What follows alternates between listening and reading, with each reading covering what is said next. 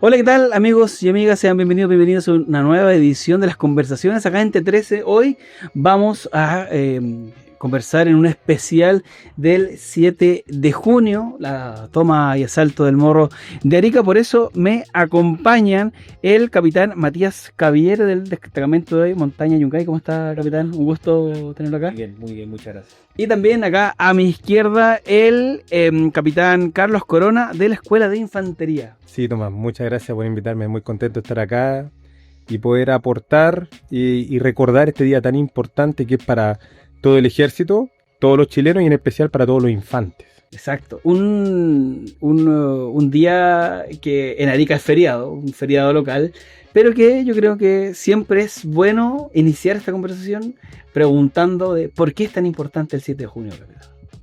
O sea, ¿por qué fue importante el 7 de junio para la Guerra del Pacífico? Vamos a poner un poquito de contexto.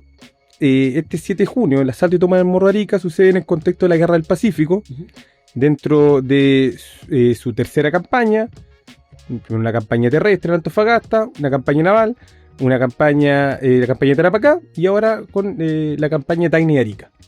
Sucede después de la batalla de Tacna, batalla en que el ejército chileno resulta victorioso. Tiene en posesión Tacna, tiene en posesión Iquique, pero mantiene Arica aún en poder de fuerzas peruanas. Ahí la importancia estratégica también de poder no dejar fuerza adversaria en la retaguardia, poder conquistar el Puerto Mayor y la Plaza de Arica para poder unificar los esfuerzos en pos de Lima. Claro. Una campaña también que tiene distintos matices, desde el cómo se enfrenta, del cómo se trata también de engañar al enemigo. También es interesante esa historia, ese punto de cómo se desarrolla el combate. Exacto, o sea, comienza con el desembarco de Hilo al norte de Arica, al norte ya territorio netamente peruano. Y lo importante de esta gesta y de su tradición es de cómo se efectúa esta batalla, que dura 55 minutos. Exacto. Y se da a conocer la bravura, el coraje y el valor del soldado chileno en 55 minutos, sobre todo el soldado chileno que es de infantería. Claro, una batalla que hoy en día, lamentablemente creo, se sabe poco. Pocas personas a lo largo de Chile que no tienen conocimiento, por ejemplo, que es feriado en Arica. Es también importante el cómo se difunde el día para ustedes dentro de su experiencia dentro del ejército, de los cuerpos de infantería también, de los cuales son parte. Es importantísimo, Tomás. De hecho, me tuvo la oportunidad, gracias al ejército, de estar destinado en Arica, en la primera brigada Corazada Coracero, y en Arica se vive la historia. Basta con escuchar a la ciudad de Arica cantando su himno, la conexión que tienen con el Morro, la conexión que hay entre los ciudadanos de Arica, el pueblo de Arica, con las mismas fuerzas armadas de las cuales ellos se sienten herederos y se sienten también partícipes de esta hazaña.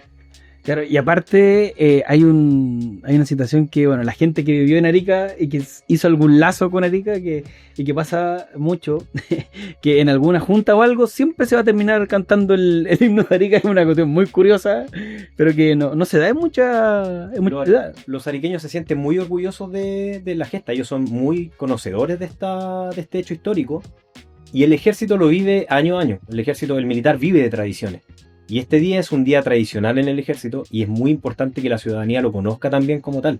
O sea, que el ejército chileno en una guerra tan importante como la Guerra del Pacífico haya conquistado el Morro de Arica en 55 minutos, con una fuerza de, digamos, superior de 1 a 2, Claro. Teniendo el conocimiento que los peruanos conocían su territorio, ¿cierto? Tenían fuertes, tenían dinamita en ciertos puntos, y el ejército chileno que en tan poco tiempo haya dominado este terreno, es un hecho que tiene que quedar grabado desde ese entonces, 1880, hasta la eternidad. Ahí, capitán, usted toca un punto importante que me gustaría que lo desglosáramos, porque también fue una batalla súper cruenta. Si bien es una de las más rápidas del mundo, fue muy sanguinaria por el cómo se dio la batalla. Mucho cuerpo a cuerpo, mucho de los corvos, que, o sea, el Yagatán hace un tiempo. Corvo y la bayoneta, perdón, exactamente. Cuéntanos un poquito cómo fue el desarrollo del enfrentamiento. Bueno, toda la literatura tiene en común en que menciona que el asalto y toma del Morro Arica fue a punta de corvo y bayoneta. Esto en un sentido de que los soldados contaban solamente con 150 tiros cada uno. Y además, el soldado chileno está equipado con su corvo. Era un corvo, ¿cierto?, que inició como una herramienta de trabajo de los mineros, de los agrícolas, y que fue una herramienta que se llevó a la guerra. Y su característica curva la hacía idónea para el combate. ¿Qué es lo que ocurre? Que los peruanos utilizaron mucha dinamita y mucha mina en este combate, lo que provocó cierto sentimiento de malestar en el soldado chileno, porque lo veía como un combate desleal, no frente a frente, un combate frontal como se estaba acostumbrado, sino que detonaciones desde distancia por medio de cables. Entonces, a medida que fueron detonando algunos fuertes que conquistaban los chilenos, hubo un sentimiento de mucha rabia y mucho ímpetu por parte del soldado chileno, lo que le hacía avanzar y avanzar y avanzar hasta quedarse sin munición y avanzar a punta de bayoneta y avanzar a punta de corvo. Ahí destaca la bravura del soldado chileno. Claro, y mencionabas también, perdón, capitán, lo mencionaba hace un minutito atrás, que es muy importante para el cuerpo de infantería, de tomarlo como un modelo de bravura, de no dejarse vencer y de enfrentar también más allá los peligros propios de una guerra, sino que las desventajas. Tomás, tú lo has dicho. Y creo que en esta acción se ve la bravura del infante y se ven algunas virtudes que tiene el infante. Y esas virtudes la hace suya también la Escuela de Infantería. La Escuela de Infantería es un instituto que forma comandantes de infantería. Y dentro de sus principales virtudes se encuentra la abnegación, que es dejar mis intereses en pos de un bien superior. En este caso, los soldados dieron sus vidas en pos de conquistar y cumplir la misión. También se encuentra el espíritu de cuerpo, que es muy propio de una unidad militar y que se genera cuando un grupo de personas comparten situaciones o viven situaciones complejas que la une. Aparte, ya vimos de la abnegación, el espíritu de cuerpo, la disciplina, algo trascendental y que ha marcado el ejército chileno.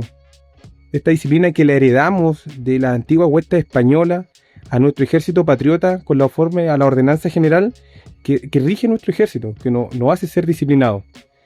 Pero también la fortaleza. Y no solamente una fortaleza física que tiene que tener el infante, que le debe permitir poder marchar, cargar su equipo, defender o atacarse, sino también una fortaleza mental, claro, que en sí engloba y le permite cumplir una misión. Claro, hay un punto interesante también que está escrito en los libros, se menciona en los museos que hay de la Guerra del Pacífico, que uno de los puntos a favor que tenía los distintos pelotones chilenos es que si bien estaban en desventaja, estaban mejor preparados, uno, y segundo, que las municiones eran mucho más ordenadas. ¿Por qué? Porque el ejército peruano contaba con distintos tipos de fusiles y algunos no tenían municiones, no tenían la preparación también misma. ¿Cómo sería también? Eso es, lo apuntaste tal cual, es decir, el soldado chileno fue movilizado, fue preparado, fue vestido y equipado para ir al combate. En este caso había una uniformidad de armamento, principalmente las unidades de línea que se enfrentan, el tercero, el cuarto, el Buin, ocupaban el fusil Combline 2, 11 milímetros. Era mucho más fácil abastecerlo. Las fuerzas peruanas solamente tenían experiencia de combate 2 unidades, que el batallón Tarapacá y Iquique, mientras que el batallón artesano de Tacna, granadero de Tacna y cazadores de Pirola no contaban con experiencia de combate. Este iba a ser su bautizo de fuego y tenían distintos tipos de armamento con distintos tipos de calibre, lo que hacía mucho más difícil el abastecerlo y también el entrenamiento. Y aparte el abastecer en combate lo hace el triple de difícil. Ahí jugó un rol súper importante el puesto de cantinera, que eran las mujeres que se enlistaron voluntariamente, quienes hacían el trabajo de enfermera, ¿cierto? Muchas veces tenían que cocinar a las tropas o asistirlas también llevándoles munición. Cuando ya se acababan las municiones, ellas también tenían la tarea de llevar algunas municiones a los soldados. Sí, de hecho, eso fue súper un rol protagónico para ellos. Y el rol de la cantinera, y que en los últimos 2 años yo he visto que hay literatura que lo refleja. De hecho, hay un libro que, si usted ya se quedó hasta acá y le interesó la conversación, hay un libro que conversamos hace un par de semanas que era el rol de las mujeres en la Guerra del Pacífico. Y por ejemplo también que lo menciona en su libro, en su novela histórica también, Guillermo Barbex, en el último que lanzó, que también habla del rol de la cantinera, que a veces es un rol bien, bien olvidado, y era muy importante en el fragor de la batalla y en el cómo se fue desarrollando para los cuerpos de infantería. No, yo creo que la mujer en sí, la cantinera, quiso acompañar por el mismo sentimiento de patriotismo y la gana de defender el país. No fue algo solamente apuntado a un estrato político, social o económico. Fue la nación en armas. El país entero se une. Y así como se une Chile, y lo sabemos, frente a podríamos decir, un problema ambiental, una catástrofe, una pandemia o un partido de fútbol, ese sentimiento chileno se vuelve a unir, a unificar en pos de un bien común, que sería en este caso defender a la patria. Yeah. Usted algo que también iba a acotar, capitán, y creo que lo interrumpimos. No, respecto al rol de la cantinera. Solamente y ahí, bueno, la cantinera emblemática de ese conflicto, Irene Morales, sí, quien fue reconocida como tal, y en mucha literatura también está reconocida como tal. Y es un rol importante porque, insisto, yo desde chico siempre manejé el tema de la guerra del Pacífico, pero no fue hasta más grande, siguiendo leyendo, que se da un poquito más de visibilidad. Y siento también que, va a sonar redundante, pero que la misma historia le va haciendo juicio, cómo crecemos como sociedad, cómo vamos nosotros reeditando nuestra historia y darle la importancia que tuvieron, o reconocerle la importancia. Súper valioso, ¿no? Es súper valioso. El chileno vive de tradiciones. Como dije anteriormente, el militar vive de tradiciones, el chileno vive de tradiciones, porque celebramos todas nuestras fechas que celebramos, nuestras festividades son, muchas de ellas son producto de un conflicto, claro, ganado o perdido, ¿cierto? Como bien sabemos, Chile no tiene guerras perdidas, pero sí combate o batallas que quizás perdió, claro, enmarcadas en una guerra. Pero aún así las celebramos, porque es parte de nuestra identidad. Combate naval de Iquique, ¿cierto? Tenemos el juramento a la bandera, que es ligado al combate de la Concepción. Exacto, los héroes de la Concepción. Exacto, sí. Tenemos no un hecho de armas propiamente tal, pero el 18 de septiembre, ¿cierto? Donde se firma la primera Junta Nacional de Gobierno. Todos estos hechos están ligados a nuestra historia y la seguimos celebrando. Entonces el chileno, aunque a veces no se dé cuenta, vive de tradición y la sigue celebrando. Y eso es súper importante, pero saber el por qué la celebramos, claro, saber el trasfondo que hay. De hecho, ese es un muy buen punto, porque ese es el tono o la misión, entre comillas, que tenemos con esta deuda, siento yo, a veces de pronto, de cómo comunicamos la guerra del Pacífico. Y que una deuda que va avanzando el mismo ejército, porque se va a estrenar una pieza documental sobre la guerra del Pacífico, ¿no? Claro, tenemos... del 7 de junio, sobre todo. Una antesala, tenemos un hecho que va a ser histórico, el primer documental del ejército que va a abordar de manera completa el asalto y toma del Morro de Arica. Desde su desarrollo, planificación, su hito más importante, y que ya se va a estrenar pronto. Tenemos un preestreno importante. ¿Lo vamos a empezar a ver ahora? El día jueves en Arica, en el frontis de la Brigada Motorizada número 4 Rancagua, heredera del cuarto de línea. Hay un lazo y importante. Ex equipo de fútbol, un saludo. hay un lazo importante ahí del cuarto de línea del Rancagua con el Morro. Sí. Y posteriormente, ya el día viernes, ya va a estar en las plataformas para que podamos difundir de muy buena manera cómo sucedieron los hechos, que este material sea también educativo, que permita a todo el chileno imaginarse cómo sucedieron los hechos, y a uno al conocer puede valorar. Hay una frase que es muy importante: nosotros no podemos querer lo que no conocemos, es importante conocer nuestra historia, como también lo importante para el Perú. Este día celebran, claro. Lo celebran, o lo conmemoran, ¿no? Y lo conmemoran, sí, podríamos decir, porque efectivamente pierden esta batalla, la batalla de Arica para ellos, pero para ellos ganan un héroe muy importante, y no solamente boloneses, sino todos esos soldados peruanos que finalmente, resuelto a cumplir su juramento de quemar el último cartucho, se inmolan en el Morro. Sí. Y para Perú es el Día de la Bandera.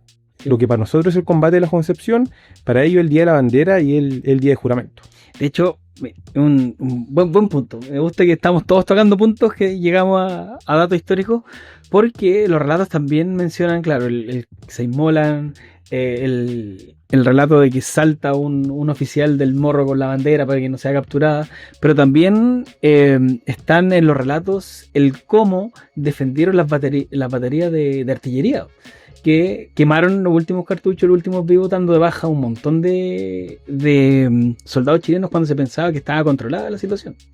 Claro, las fuerzas peruanas estaban resueltas. Bolognesi había logrado efectivamente generar esa cohesión, ese espíritu cuerpo con la plaza, que ellos todos estaban alineados al cumplimiento de la misión y defender Arica hasta el final. Más o menos, para poder describir, la organización estaba dada con unos fuertes en el sector norte, San José, Santa Rosa, 2 de Mayo. Posterior a eso, habían fuertes en la parte, digamos, oeste, sureste, que sería el fuerte Ciudadela y el este, defendidos por artilleros con sus cañones y también guarniciones de infantería. Y por último el Morro Gordo y el Morro Brevemente Tal, donde estaban otras unidades también de artillero con su guarnición. Y dentro, como lo dice el capitán Javier, el asalto fue violento, fue rápido, y dentro de las directrices fue lo mismo, es decir, había que ser silencioso, actuar por sorpresa, asaltar rápidamente a la carrera, utilizando los corvos, las bayonetas, para poder llegar rápidamente a conquistar este peñón por la escasez de tiempo y evitar el derramamiento de sangre en vano y perder más bajas. Y aparte, para, no sé, lo que podemos decir hoy, escuela de montaña o de un terreno más de altura, por decirlo de alguna forma, porque hoy día uno ve el morro y es como súper accesible. Pero si uno ve fotografía o dibujos de la época, era súper inhóspito. Y que se comenzó, y lo hablábamos al principio, con ciertas tácticas y técnicas de engaño que prendían fogata en direcciones contrarias y que hizo también que permitir pillarlo casi de contrapié. Exacto, o sea, podríamos mencionar de partida que el día 6 de junio, al norte del río Utah, desde esa ribera del río salió el regimiento Lautaro para hacer un reconocimiento por fuerza. ¿Qué quiere decir un reconocimiento por fuerza? Acercarse toda la unidad de forma frontal por la costa hacia las posiciones peruanas, haciéndole creer al coronel Bolognesi que el ataque iba a ser por ahí. Esto solamente dio a entender de que la posición de cada fuerte, ¿cierto? Y poner a prueba la artillería, tanto peruana, como también poder darle tiempo a las unidades para que se prepararan y posteriormente en la madrugada del 7 de junio se movieran por detrás de los cerros de Arica, para caer en la parte posterior de este. 6 de junio, ¿cierto? El regimiento Lautaro hace este reconocimiento por fuerza, se devuelve y en la noche, en la madrugada del 7 de junio, quedan las fogatas encendidas. ¿Quiénes son los encargados de mantener esta fogata encendida? Parte de la caballería. Por eso este combate es solamente de infantería, porque la caballería tuvo un rol súper importante, no quedó fuera totalmente, sino que tuvo la tarea de dejar encendida esta fogata y hacerle creer al adversario que todavía estábamos en descanso. Y el resto de la caballería se fue a Azapa. Tú debes conocer muy bien a Azapa. Sí. También para quedar como una barrera de contención en caso de que los peruanos tuvieran que salir por el Valle de Azapa para una retirada. Mientras tanto, las tropas chilenas, que estaban compuestas por el 4º de línea, 3º de línea, unidad de donde vengo, 1º de línea como reserva, regimiento Lautaro y baterías de artillería, las cuales circularon por atrás del cerro y al momento del amanecer, 5 de la mañana, ya comienzan las últimas aproximaciones hacia los fuertes del este, que asaltó el 4º de línea, y el fuerte Ciudadela, que asaltó el 3º de línea. Sí, una historia que, si mal no recuerdo, ahí ustedes me pueden corregir, también estaba planificado, o era una de las opciones, atacar por mar. O fue, he leído tanto que ya a veces lo olvido, que había, o le hicieron creer más bien a la Armada peruana que también iba a haber una incursión marítima para asediar el Morro. Claro, se puede generar como parte de la maniobra de engaño. Es decir, claro. El coronel Pedro Lago realiza una táctica bastante interesante. Nunca dejó saber al enemigo cuál iba a ser efectivamente su maniobra. Claro. Días anteriores, la escuadra se acerca y hay un duelo de artillería entre la escuadra y las baterías del Morro.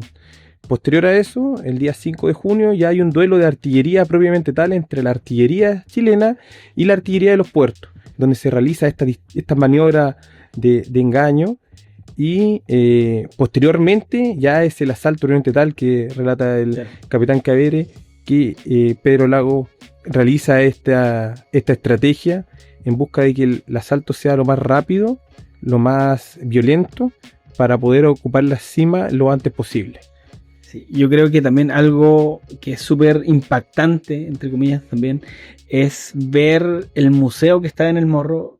Y al menos es algo que yo tengo marcado para toda mi vida, es ver que habían cornetines, ropa de niños que fueron parte de la guerra del Pacífico y por qué no también de la toma del Morro. De hecho hay fotos también de después de la guerra de alineación y se ven niños en la guerra. Exacto, o sea, hay que considerar que niños escapaban de su familia para enlistarse en el ejército, niños de 9, 10 años que a pesar de su corta edad se fueron a la guerra y volvieron a sus casas años después como adolescentes, con toda una historia guerrera por detrás de 4 años quizás, y participaron en hechos como este. O sea, uno va al Museo del Morro y ve esta ropa de prácticamente un niño y es impactante, es súper impactante ver que ese niño quizás tuvo la vida, lo puso en una situación en la que él tenía que emplear su polvo, emplear su fusil, que quizás era hasta más grande que él el fusil. Recordemos que esos fusiles eran muy largos, entonces y pesaban un montón. Quizás era más grande que él y tener que emplearlo frente al adversario por una noble causa que es luchar por el país. Yo creo que igual ese también es el valor que tiene el documental que se va a estrenar, que llegue a más gente, porque lo conversábamos con Pancho Ortega hablando sobre etcétera, o sea, historias de Chile. Chile es demasiado largo y es bueno y malo a la vez. Alguien que vive en una zona va a conocer mucho de esa zona, pero desconoce de otra. Y creo que en cuanto a museos, el del Morro es un lujo. Y llevar eso a un documental para que el resto de la gente lo vea es un plus súper importante. Sí, yo creo que, como dije, es importante conocer nuestra historia. Y esa historia no es solamente de Arica, no es de los ariqueños, ni tampoco del ejército. Claro. Hay que considerar que las plazas o la cantidad de contingente que tenía el ejército al iniciar la guerra no superaba los 4.000 hombres. Y para la primera campaña ya tenía una fuerza expedicionaria de 10.000. El ejército fueron todos los ciudadanos, fue todo el pueblo chileno que se une frente a un objetivo común y va a defender su país. Y es muy especial, Arica tiene cosas muy especiales. Ese museo, sobre todo de las mismas cosas, cuenta su historia. Sí. Y nos entregan un relato póstumo de quienes estuvieron ahí. Es como en la cripta de ese museo, sí. Hay una pequeña ánfora que resguarda ceniza de los mismos caídos. La carga que tiene Arica, el Morro, es súper importante, como también de las unidades de infantería que están allá. Hay 3 unidades de infantería importantes. Una es la brigada motorizada con su batallón de infantería Rancagua, la unidad que está en Guamachuco con su batallón, y en la primera brigada también hay un batallón de infantería blindada que es el Bulnes, y ese Bulnes también es heredero de unos puñados de Bulnes que estuvo en Arica en tareas de protección a la artillería, también señalizando las principales rutas de acceso. Es importante la historia, sobre todo para la gente que está en Arica, y que esto se difunda y lo sintamos todos como chilenos. Es nuestra historia de todo. Claro, porque y tomar la toma de Arica en sí, bueno, y la del Morro obviamente, porque era el punto inexpugnable que pensaba que tenía el ejército peruano en ese tiempo, considerando la importancia del puerto ariqueño para el abastecimiento de las fuerzas y tropas peruanas en los distintos puntos también. Exacto, o sea, fue tan clave que de ahí deriva otro factor clave que ocurrió, un hecho clave que ocurrió a nuestro favor, que fue la captura del ingeniero Teodoro Elmo. Este ingeniero se encontraba instalando explosivos, ¿cierto?, cercano al río Yuta, previo al asalto del Tomás Morro Arica, y las tropas chilenas lo capturan, ¿cierto?, las tropas de caballería de reconocimiento lo capturan y le quitan un plano, en el que ese plano estaban la ubicación de cada uno de los fuertes. Y él tenía su comando eléctrico, es decir, de donde se detonaban, en el hospital de Arica. Ese dato no es muy conocido, pero su comando eléctrico era en el hospital de Arica. Ahí él podía detonar los fuertes que iban capturando los chilenos, que fue así, y las minas que se encontraban previamente al Morro. Cuando se toma el fuerte Ciudadela por parte del tercero de línea, ocurre una explosión gigante que mató muchos soldados chilenos. Pero esto, en vez de ponerlos cabizbajos, de bajarles la moral, les dio más ímpetu. Al cuarto de línea, que conquistó el fuerte del este, fue casi lo mismo. Detonaron estos fuertes y ocurrió lo mismo. O sea, el ímpetu fue tal de que a través de toques de los soldados que tocaban, ¿cierto?, cornetas para dar los distintos avances o detención, ellos tocaban y nadie les hacía caso. Y ahí fue cuando sale la famosa voz al morro muchacho, Sí. así se llama, bueno, el documental. Ah, muchacho. no habíamos hablado del nombre, muy bien. Y ahí es cuando todo, el tercero y cuarto de línea, siguen el asalto. Porque ellos tenían que llegar hasta el fuerte Ciudadela del Este. Sí. Y esperar al número 1, al primero de línea, ¿cierto?, para continuar el asalto hacia el morro en sí. No ocurre. El primero de línea queda atrás. Cuarto y tercero de línea siguen el asalto.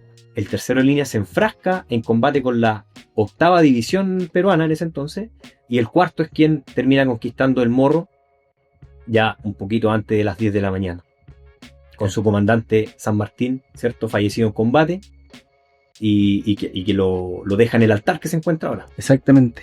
Una batalla bien memorable y que yo creo que, insisto en el mismo punto, debería conocerse más. Sí, totalmente. Y de acuerdo a lo que dice el capitán Cavieres, claro, es decir, cobra la vida de varios chilenos y entre ellos del comandante del cuarto de línea, comandante Juan José San Martín, héroe del Morro de Arica, cae en el asalto final al Morro. Cuán importante los valores que encarna el comandante San Martín de guiar a sus tropas, de ir adelante, de dar el ejemplo, de caer en el cumplimiento de la misión. Y también lo vemos en las fuerzas peruanas, que con un valor especial defienden la plaza, cae el coronel Bolognesi, pero también, un dato especial, se encontraba un capitán de navío, Juan Guillermo Moore. Juan Guillermo Moore era el comandante de la Independencia, que había encallado en Punta Gruesa, y que queda a cargo de las baterías en el Morro, y que también se inmola, buscando el honor, defendiendo a su patria. Fue efectivamente Arica muy especial. Grandes hombres cayeron en el cumplimiento de esta acción y es importante recordarlo. Independiente de la nacionalidad, cayeron todos defendiendo su patria. Claro. Y así como ya a modo del cierre, es interesante la forma en que se da esta campaña, porque sabían que no iban a tener refuerzos y que si no se ganaba esta batalla, igual se veía mermado de una forma considerable el ejército chileno, porque ellos sabían que si caían no iban a llegar más refuerzos, era lo que había por distancia, tiempo y pertrecho, ¿no? Totalmente, es decir, y poder sitiar Arica era demasiado largo. Exacto. Hacer un combate de desgaste no le iban a dar el tiempo para las fuerzas chilenas. Y estas unidades que combaten fueron unidades que estuvieron en la reserva de Tacna. Es súper importante. El general Baquedano en Tacna ocupa sus batallones cívicos movilizados, que ya se habían fogueado, y deja como reserva al primero, al tercero, al cuarto, y les da esta tarea especial después, que es conquistar la Plaza Arica. Y después también permite el avance a la otra ciudad, o sea, el peruana. objetivo estratégico, esto por eso es batalla y no combate. Ese es su objetivo estratégico. Su consecuencia estratégica era capturar Arica y transformarlo en una base de operaciones, debido al puerto, que se encontraba en una muy buena ubicación, debido a que el Morro, ¿cierto?, lo protegía del viento. Se necesitaba un puerto de abastecimiento para continuar la expedición al norte. Recordemos que el objetivo ya, después de haber degradado todas las fuerzas adversarias, recordemos que después de Tacna Bolivia se retira de la guerra y queda Perú, el objetivo no era llegar hasta ahí, ¿cierto? Ya estábamos netamente en territorio peruano. Sí. El objetivo era buscar la paz. ¿Y tú cómo buscas la paz con otro país? Obteniendo el control del país en su capital. Exacto. Y ahí es donde se desarrolla después la campaña de Lima, que es otras dos batallas importantes, muy, muy entretenidas en la historia. Eso nos da para dejarlo invitados para otra conversación. Sí, totalmente. Sí, feliz. Así que no, muchas gracias, Capitán Corona, Capitán Cavieres, por venir a conversar con nosotros sobre historia, datos. Salieron varios datos ahí, bueno, y el que mencionó también del hospital donde estaba la batería eléctrica también era un datazo y se me había olvidado, así que muchas gracias por eso. Sí. Adelante. Tengo un dato. A ver. Podemos extendernos, yo puedo estar acá. Hay Arica Arica como ciudad genera también una unidad cívica peruana para defenderla, que es el Batallón de Infantería número 27 Arica. Pero, conforme a la estructuración de estas divisiones que arma el Perú, este batallón le corresponde defender Tacna el 26 de mayo. Y 2 unidades de Tacna, que se conforman en base a la Asociación de Artesanos, que es el Artesano de Tacna, y la Unidad de Granaderos de Tacna, defienden Arica. ¿Cuán distinto hubiera sido tal vez que los mismos ariqueños hubieran defendido Arica y los tacneños Tacna? Hubiera sido algo especial tal vez. Complicado también ahí. Hubiera sido complicado, tal vez una defensa más tenaz. Hubiera sido algo distinto. Sí.